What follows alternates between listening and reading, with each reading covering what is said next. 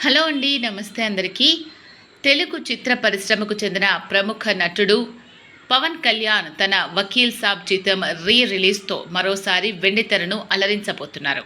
వేణు శ్రీరామ్ దర్శకత్వం వహించిన ఈ చిత్రం మే 1న థియేటర్స్‌లోకి రానుంది. వాస్తవానికి ఏప్రిల్ 9, 2021న ఈ సినిమా విడుదలైంది. కోవిడ్-19 మహమ్మారి పీక్‌లో ఉన్న సమయంలో 'వకీల్ సాబ్' ప్రజాదరణ పొంది డిమాండ్ కారణంగా మరలా తిరిగొస్తోంది.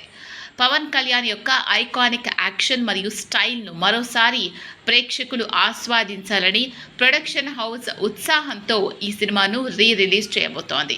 ఈ సినిమా అమితాబ్ బచ్చన్ పింక్‌కి తెలుగు రీమేక్.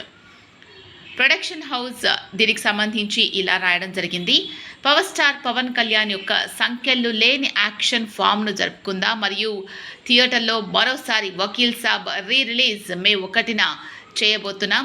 'వకీల్ సాబ్' యొక్క స్టార్ స్టడెడ్ తారాగణంలో నివేదా థామస్, అంజలి మరియు అనన్య నాగళ్ళ ఉన్నారు మరియు పవన్ కళ్యాణ్ పెద్ద తెరపైకి తిరిగి రావాలని అభిమానులు ఎంతో ఆసక్తిగా ఎదురుచూస్తున్నారు.